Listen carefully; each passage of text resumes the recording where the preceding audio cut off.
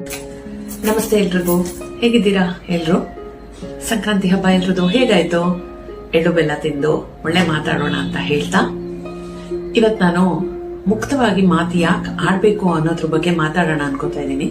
ಮುಕ್ತವಾಗಿ ಮಾತಾಡೋದು ಅಂದ್ರೆ ನಮ್ಮ ಮನಸ್ಸಲ್ಲಿ ಏನು ಇಟ್ಕೊಳ್ದೆ ಯಾರಾದ್ರೂ ಒಬ್ರ ಹತ್ರ ನಮಗೆ ಯಾರೋ ನಂಬಿಕೆಗೆ ಅರ್ಹರಾಗಿರ್ತಾರೋ ಅಂತವ್ರ ಹತ್ರ ಒಬ್ರ ಹತ್ರ ಇಬ್ರ ಹತ್ರ ನಾವು ನಮ್ದು ಏನಿದೆ ಅದನ್ನೆಲ್ಲ ಮುಕ್ತವಾಗಿ ಹೇಳ್ಕೊಳ್ಳೋದ್ರಿಂದ ನಮ್ ಅರ್ಧ ಸಮಸ್ಯೆಗಳು ಕಡಿಮೆ ಆಗತ್ತೆ ಅನ್ನೋದು ನನ್ನ ಮನ್ಸೊಳಗೆ ತುಂಬಾ ಭಾರ ಇಟ್ಕೊಂಡು ಮೇಲೆ ನಗ್ನಗ್ತಾ ಮಾತಾಡ್ತಾ ಇದ್ದು ಮನ್ಸನ್ನ ಜಾಸ್ತಿ ಭಾರ ಮಾಡ್ಕೋಬಾರ್ದು. ಅದೇ ಮುಕ್ತವಾದ ಮಾತು. ನಿಮ್ಮ ಹೃದಯ ಶಾಂತವಾಗಿರ್ಬೇಕು, ನೀವೇನು ಪ್ರಾಬ್ಲಮ್ ಇಲ್ಲದೆ ಇರ್ಬೇಕು ಅಂದ್ರೆ ಯಾರಾದ್ರೂ ತುಂಬಾ ಹತ್ರದವ್ರ ಹತ್ರ ಮುಕ್ತವಾಗಿ ಮಾತಾಡಿ.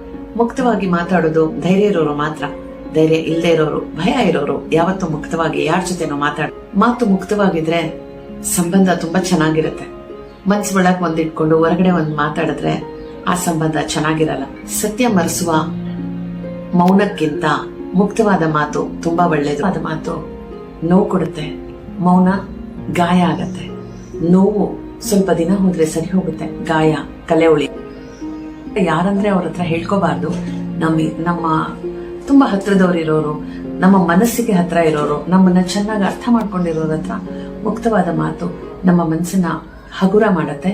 ಹಾಗೆ ನಾವು ಆರಾಮಾಗಿ ಎಲ್ಲದನ್ನು ಪ್ರಾಬ್ಲಮ್ ನಮ್ದು ಸಾಲ್ವ್ ಆಗೋ ತರ ಆಗತ್ತೆ ಅಂತ ಹೇಳ್ತಾ ಇರೋದವರು. ರೀಸೆಂಟ್ ಆಗಿ 1 ಮಂತ್ ಕೂಡ ಆಗಿಲ್ಲ ಈ ಘಟನೆ ನಡೆದು. ಇಬ್ರು ಗಂಡ್ಮಕ್ಳು, ಅಪ್ಪ ಅಮ್ಮ ಊರಲ್ಲಿ ಹಳ್ಳಿಯಲ್ಲಿ ಇರ್ತಾರೆ, ಮಕ್ಕಳನ್ನ ಇಬ್ರು ಚೆನ್ನಾಗಿ ಓದಿಸ್ತಾರೆ. ಮೈಸೂರ್ ಹತ್ರ ಒಂದ್ ಪುಟ್ಟ ಹಳ್ಳಿ ಅವ್ರದ್ದು. ದೊಡ್ಡ ಮಗ ಮೈಸೂರಲ್ಲೇ ವರ್ಕ್ ಮಾಡ್ತಿರ್ತಾರೆ, ಚಿಕ್ಕವರು ಬ್ಯಾಂಗ್ಳೂರಲ್ಲಿ ಇರ್ತಾರೆ. ದೊಡ್ಡ ಮಗ ಸಾಫ್ಟ್ವೇರ್ ಇಂಜಿನಿಯರ್, ಚಿಕ್ಕವರು ಡಿಪ್ಲೊಮಾ ಏನೋ ಆಗಿದೆ, ಅವ್ರು ಬೇರೆ ಎಲ್ಲೋ ಒಂದ್ ಕಡೆ ಕೆಲಸ ಮಾಡ್ತಿದ್ದಾರೆ. ಬಟ್ 27 ಇಯರ್ಸ್ ಆದ್ಮೇಲೆ ಗಂಡ್ ಮಕ್ಳಿಗೆ ಎಲ್ಲಾರ ಮನೇಲೂ ಮದ್ವೆ ಮಾಡ್ಬಿಡೋಣ ನೋಡೋಣ ಅಂತ ನೋಡ್ತಿರ್ತಾರೆ ಅಲ್ವಾ. ಸೊ ಹಂಗಾಗಿ ಆ ಹುಡುಗನ್ ಕೂಡ ಮದ್ವೆಗೆ ಹುಡುಗಿನ್ ನೋಡ್ತಾರೆ. ಹುಡುಗಿ ಸೆಟ್ ಆಗುತ್ತೆ. ನವೆಂಬರ್ ಮಂತಲ್ಲಿ ಹುಡುಗಿ ನೋಡ್ಕೊಂಡ್ ಬಂದಿರ್ತಾರೆ. ಡಿಸೆಂಬರ್ ಅಲ್ಲಿ ಶೂನ್ಯ ಮಾಸ ಅಲ್ವಾ, ಹಾಗಾಗಿ ಬೇಡ ಜಾನ್ವರಿಯಲ್ಲಿ ಎಂಗೇಜ್ಮೆಂಟ್ ಮಾಡ್ಬೇಕು ಅಂತ ಪ್ಲಾನಿಂಗ್ ಇರುತ್ತೆ. ಆ ಹುಡುಗಂಗೆ 6 ಮಂತ್ಸ್ ಆಗಿರುತ್ತೆ ಕೆಲಸ ಹೋಗಿ. ಅವನು ಮನೆಯಲ್ಲಿ ತಮ್ಮನ ಹತ್ರ ಅಪ್ಪ ಅಮ್ಮನ ಹತ್ರ ಯಾರ ಹತ್ರನೂ ಏನು ಹೇಳಲ್ಲ. ಅವ್ನ್ ಮೈಸೂರಲ್ಲಿದ್ದು ಇವ್ರು ಯಾರು ಒಟ್ಟಿಗೂ ಇರಲ್ವಲ್ಲ, ಹಾಗಾಗಿ ಅವರಿಗೆ ಅಪ್ಪ ಅಮ್ಮಂಗಾಗ್ಲಿ ತಮ್ಮಂಗಾಗ್ಲಿ ಏನೂ ಇದ್ರ ಬಗ್ಗೆ ಗೊತ್ತಾಗಲ್ಲ. ಬಟ್ ಮನೇಲಿ ಎಲ್ಲಾರ್ಗು ಸ್ವಲ್ಪ ಏನೋ ಕಸಿಸಿ ಆಗ್ತಾ ಇದೆ ಇವನ್ ಮನ್ಸಲ್ಲಿ ಅಂತ ಗೊತ್ತಾಗಿ ಮನೆಯವ್ರು ಕೇಳ್ತಾರೆ.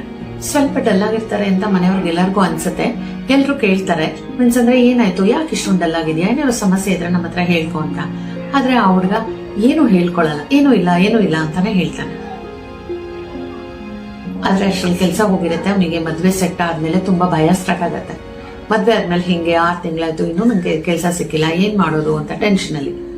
ಅಟ್ಲೀಸ್ಟ್ ಅವಾಗ ಅವ್ರಪ್ಪ ಅಮ್ಮ ಮನೆಯವ್ರ ಹತ್ರ ಹೇಳ್ಕೊಂಡಿದ್ರೆ ಅದ್ ಬೇರೆ ಆ ಪ್ರಾಬ್ಲಮ್ ನ ಹೇಗೋ ಸಾಲ್ವ್ ಮಾಡ್ತಿದ್ರು ಅನ್ಸುತ್ತೆ.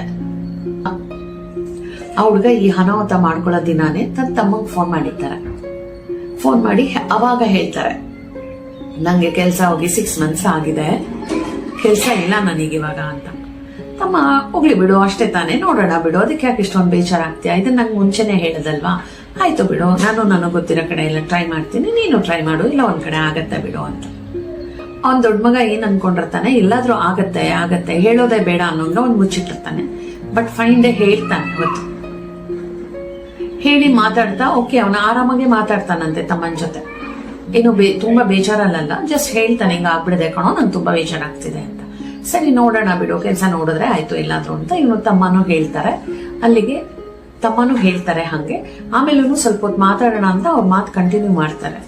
ಬಟ್ ಅಣ್ಣನೇ ಫೋನ್ ಮಾಡ್ತೀನಿ ಒಂದು 1/2 hour ಬಿಟ್ಟು ಅಂತ ಹೇಳ್ಬಿಡ್ತಾರೆ.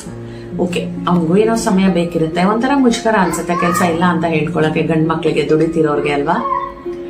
ಹಾಗಾಗಿ ಅವನು ನಾನು ಆಮೇಲೆ ಮಾಡ್ತೀನಿ 1/2 hour ಬಿಟ್ಟು ಅಂತ ಹೇಳಿದ್ರೆ ಒಂದ್ 2 hours ಆದ್ಮೇಲೆ ತಮ್ಮ ಮತ್ತೆ ಟ್ರೈ ಮಾಡ್ತಾನೆ, ಯಾಕೆ ಏನಾಯ್ತು, ಒಂದ್ ಫೋನ್ ಮಾಡ್ಬಿಟ್ಟು ವಿಚಾರಿಸೋಣ ಅಂತ. ಫೋನ್ ಮಾಡಿದ್ರೆ ಫೋನ್ ಸ್ವಿಚ್ ಆಫ್ ಬರುತ್ತೆ. ಭಯ ಆಗತ್ತೆ ತಮ್ಮಂಗೆ, ಬಟ್ ಯಾರ ಹತ್ರನೂ ಹೇಳ್ಕೊಳಕ್ ಆಗಲ್ಲ.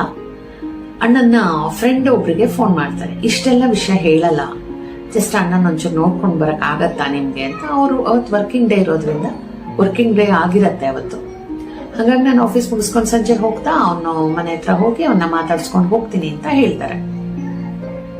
ಅವ್ರ ಆಫೀಸ್ ಮುಗಿಸ್ಕೊಂಡ್ ಸಂಜೆ ಬರೋ ಅಷ್ಟರಲ್ಲಿ ಈ ಹುಡ್ಗ ಇಲ್ಲ, ಈ ಲೋಕನ ಬಿಟ್ಟು ಹೋಗಿ ಆಗಿರತ್ತೆ. ಆಗ ಅವ್ರ ಅಣ್ಣನ ಫ್ರೆಂಡ್ ಫೋನ್ ಮಾಡಿ ಹಿಂಗಾಗ್ಬಿಟ್ಟಿದೆ, ನೀನ್ ಬಾ ಬೇಗ ಅಂತ. ಅಪ್ಪ ಅಮ್ಮ ಊರಲ್ಲಿ ಇರ್ತಾರೆ, ಮತ್ತೆ ತಂದೆಗೆ ಸ್ಟ್ರೋಕ್ ಆಗಿ ಸ್ವಲ್ಪ ಹೆಲ್ತ್ ಇಶ್ಯೂಸ್ ಇರುತ್ತೆ ಅವ್ರಿಗೆ. ಹಾಗಾಗಿ ಈ ಹುಡುಗ ಅವ್ರ ಅಮ್ಮನ ಹತ್ರ ಅಪ್ಪನ ಹತ್ರ ಏನೂ ವಿಷಯ ಹೇಳಕ್ಕೆ ಹೋಗಲ್ಲ. ಅಣ್ಣಂಗೆ ಹಿಂಗೆಲ್ಲ ಆಗಿದೆ, ಅಣ್ಣ ಹಿಂಗ್ ಮಾಡ್ಕೊಂಡಿದ್ದಾನೆ ಅಂತ. ತಾನೊಬ್ನೇ ಬ್ಯಾಂಗ್ಳೂರಿಂದ ಮೈಸೂರಿಗೆ ಹೋಗೋ ಅಷ್ಟರಲ್ಲಿ ಅವನ ಜೀವ ಬಾಯಿಗೆ ಬಂದಂಗ ಆಗಿರುತ್ತೆ. ಅಷ್ಟು ಭಾರ ಮನ್ಸು, ಅಯ್ಯೋ ಏನಾಗೋಯ್ತು ಏನೋ ಅಂತ. ಹೆಂಗೆ ಇಡ್ಲಿ ಅಪ್ಪ ಅಮ್ಮಂಗೆ, ಹೆಂಗ್ ಹ್ಯಾಂಡಲ್ ಮಾಡ್ಲಿ ನಾನು ಅಂತ ಮೈಸೂರಿಗೆ ಹೋಗಿ ಅಲ್ಲೆಲ್ಲ ನೋಡಿದ್ರೆ ಎಲ್ಲ ಆಗಿರತ್ತೆ. ಆಗ ಇರಲ್ಲ. ರೀಸನ್ ಇಷ್ಟೇ, ಕೆಲ್ಸ ಇಲ್ಲ, ಕೆಲ್ಸ ಹೋಯ್ತು. ಈಗಿನ ಮಕ್ಕಳು ಎಷ್ಟು ವೀಕ್ ಆಗಿರ್ತಾರೆ ಅಲ್ವಾ. ಸ್ವಲ್ಪ ಸ್ಟ್ರಾಂಗ್ ಆಗ್ಬೇಕು. ನಾವು ಸ್ಟ್ರಾಂಗ್ ಆಗ್ಬೇಕಂದ್ರೆ ಸ್ವಲ್ಪ ಮೆಡಿಟೇಷನ್, ಯೋಗ, ಧ್ಯಾನ, ಭಕ್ತಿ ಮಾರ್ಗ, ಜ್ಞಾನ ಮಾರ್ಗ ಇದ್ರ ಕಡೆ ಹೋದ್ರೆ ಮೇ ಬಿ ನಾವು ಸ್ವಲ್ಪ ನಮ್ಮ ಮಕ್ಕಳನ್ನ ಆ ಆದಿಗೆ ಕರ್ಕೊಂಡು ಹೋದ್ರೆ ಮೋಸ್ಟ್ಲಿ ಆ ಮಕ್ಕಳು ಸ್ವಲ್ಪ ಸ್ಟ್ರಾಂಗ್ ಆಗ್ಬೋದು ಅನ್ನೋದು ನನ್ನ ಭಾವನೆ. ಕೆಲಸ ಇಲ್ಲ ಅಂದಿದ್ದಕ್ಕೇನೆ ಹಾಗೆ ಮಾಡ್ಕೊಂಡ್ರೆ ಹೇಗೆ ಅಲ್ವಾ. ಅದು 6 ತಿಂಗಳು ಅಷ್ಟೇ ಆಗಿತ್ತು, ನೋಡ್ಬೋದಿತ್ತು ಕೆಲಸ.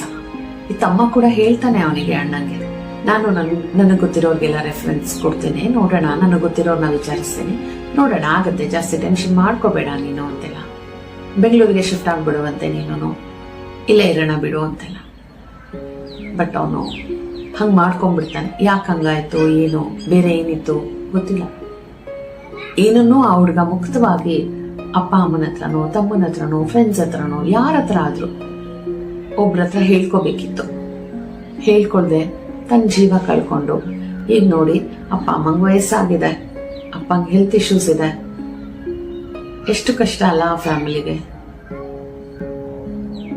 ನಾವೆಲ್ಲರೂ ಅರ್ಥ ಮಾಡ್ಕೊಳ್ಳೋದು, ಅರ್ಥ ಮಾಡ್ಕೋಬೇಕಾಗಿರೋದು, ಮಕ್ಕಳನ್ನ ನಾವು ಚಿಕ್ಕಂದಿಂದಲೇ ಸ್ವಲ್ಪ ಜ್ಞಾನ ಮಾರ್ಗ, ಭಕ್ತಿ ಮಾರ್ಗ, ಯೋಗ ಮಾರ್ಗ ಈ ತರದಕ್ಕೆಲ್ಲ ಅವ್ರನ್ನ ಕಳಿಸಿ ಆ ಕಡೆಯಿಂದ ಅವರನ್ನ ಸ್ಟ್ರಾಂಗ್ ನಾವು ಮಾಡಿದ್ರೆ ಮಕ್ಕಳು ಈ ತರ ಡಿಸಿಷನ್, ಸಣ್ಣ ಸಣ್ಣ ವಿಷಯಕ್ಕೆ ಈ ತರ ಡಿಸಿಷನ್ ತಗೊಳ್ಳಲ್ಲ ಅನ್ನೋದು ನನ್ನ ಭಾವನೆ.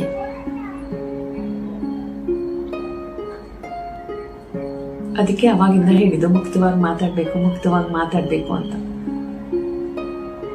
ಒಂದೊಂದು ಇನ್ಸಿಡೆಂಟು ನಮ್ಮ ಸುತ್ತಮುತ್ತ ಆಗಿದ್ದನ್ನ ನೋಡಿ ಆದ್ರೂ ನಾವು ಪಾಠ ಕಲಿಬೇಕು ಅನ್ನೋದಕ್ಕೋಸ್ಕರ ನಾನು ಈ ತರ ವಿಡಿಯೋಸ್ ನಿಮ್ ಜೊತೆ ಹಂಚ್ಕೋತಾ ಇದ್ದೀನಿ. ಇವಾಗ ಆ ಅಪ್ಪ ಅಮ್ಮನ ಈ ಚಿಕ್ಕ ಮಗ ನೋಡ್ಕೋತಾ ಇದ್ದಾನೆ. ಮೀನ್ಸ್ ಅಂದ್ರೆ ಇನ್ನೂ ಅವರಲ್ಲೇ ಇದ್ದಾರೆ.